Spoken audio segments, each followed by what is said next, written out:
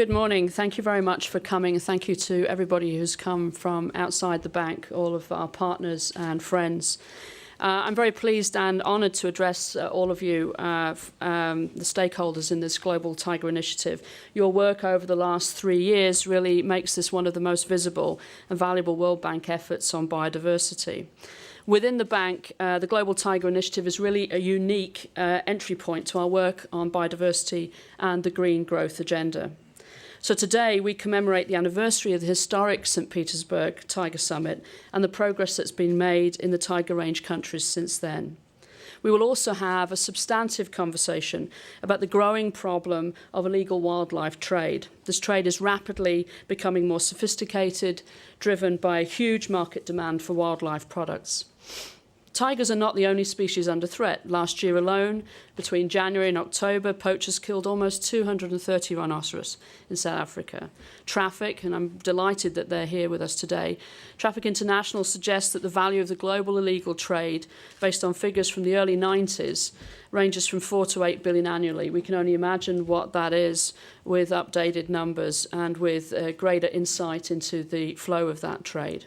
Crime against wildlife is seen as opportunistic. Why? Because wildlife is undervalued, never insured, rarely guarded, and easy to cache and carry. Given this, we at the bank see the need to re-engage in law enforcement to defend and support the rights-based management approaches being applied to conserve biodiversity. Therefore, we are moving more from examining the drivers of trade to actively applying our financing, convening power and technical assistance to intercept that trade.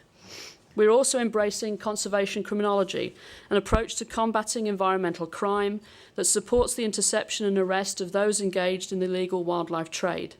It is an integral part of the governance and anti-corruption agenda, so important to sustainable development more broadly, and I think very important to the trade and sustainable development agenda.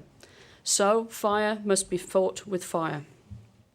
Beyond that, let me also remind you quickly of how the World Bank has taken this agenda forward with your spirit behind us. The principles and innovations established in the work programme of GTI, the Global Tiger Recovery Programme, are gradually becoming integrated into bank operations. We have an IDA project in Nepal and Bangladesh to strengthen regional cooperation, and we are providing support to Interpol for Project Predator, which you will hear much more about later this morning. 2010 was the year of the tiger. It was also the year of biodiversity. And last November in Nagoya, the United Nations held its COP10. There, the bank spoke of how important it is to create a global standard methodology that will quantify and calculate the economic value of ecosystems and biodiversity. Our acronym for this work is WAVES. We launched the Global Partnership for Ecosystems and Ecosystem Services Valuation and Wealth Accounting. We see it as critical to place an economic value on these systems and services and move that value into national accounting practices. Only then will we be able to turn the tide of unsustainable behaviours and practices. WAVES will really be one of our, I think, most important contributions as well to the Rio +20 process, which we're just embarking on, which will take us to Rio in June next year. Today, conservation practitioners and park managers will join us by video from Nepal, India and Vietnam. They will shed light on the wildlife crime epidemic, share their experiences and highlight areas where they need help. I am very grateful to Bob Zellick.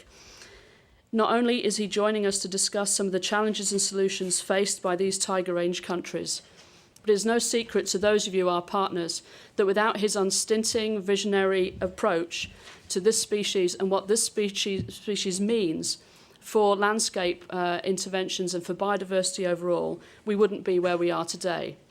I think it's quite extraordinary to have somebody with his biodiversity vision leading such an important international financial institution.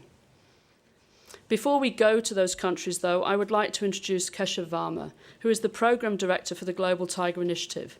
He's much more than that, as you know. He's a tiger himself, and he has aggressively pursued this agenda with the grace and speed that the tiger in the wild also displays. Keshav, thank you very much. The floor is yours.